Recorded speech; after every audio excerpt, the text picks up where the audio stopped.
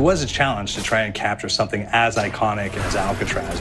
You know about this. This is arguably the most famous prison in the world, and now you're in it. Just the space, the physicality of it, because it's quite claustrophobic. When modern-day prisons are designed, they really consider not intimidating people or making the spaces, as least stressful as possible. Well, Alcatraz didn't suffer from those restrictions. They did the research, they went out, studied Alcatraz, not just from books or internet. They were actually there to feel the environment, so it really sets a mood that gets you a little spooked. Well, we kind of started with the base layout of Alcatraz. The entire island we ended up roughing out in kind of a white box form, and then figuring out what play spaces we wanted to use out of that, what would be the most interesting areas to play in, and the connections between spaces, and spaces that the public doesn't necessarily get to go into. We really did a lot of pushing to really enhance that psychological horror aspect that we're really looking for, and this is a really good opportunity to really tell something special. Like I got stuck right through the gates of hell! This time around, I feel like it's been identified that there are these side missions that you're going to go out and try to accomplish. Al and the rest of the groups put together this escape plan, but the point is to get the parts and assemble this plane so they can get off the island. We did something new for the first time. We have actually contextual music that goes off. So that's a first for zombies. And it's all based around this horror thriller aspect. Every location will have a specific stinger that you hear when you find it, when you discover it, when you start unraveling the story, we start building on the music that you're hearing, and it's really enhancing that experience and going along with it in parallel.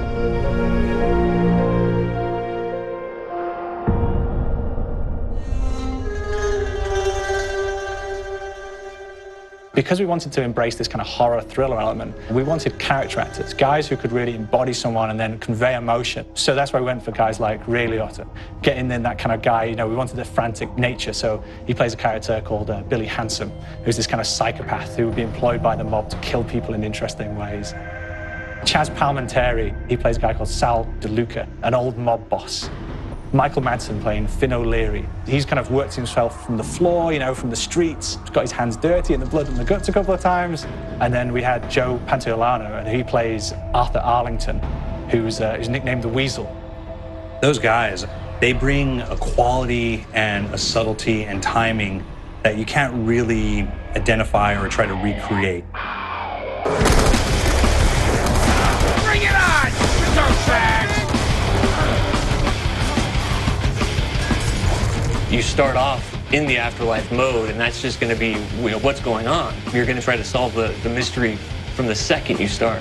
Afterlife, to me, brings a new element, like a new puzzle element. It forces me to think a little bit more or look for the clues or kind of think of zombies on a slightly deeper level.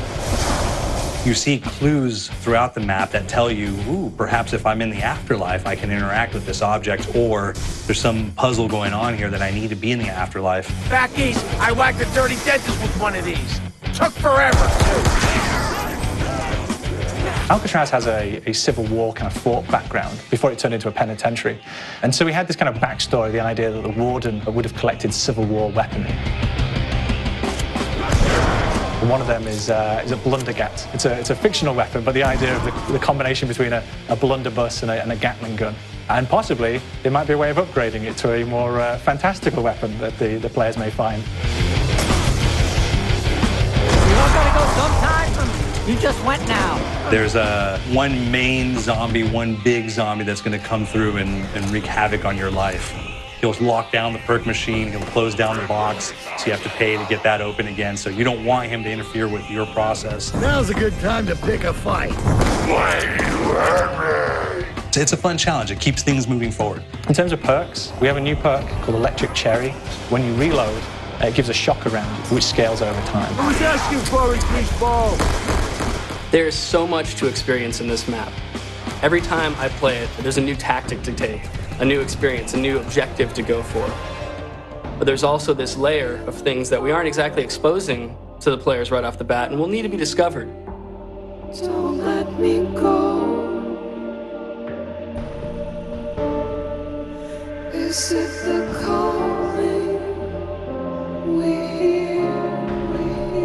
We've got the undead in there, we've got these historical elements, and these fantastic actors all seem to be with peace with each other in this kind of same world. So it's magical, and our team is incredibly excited by it.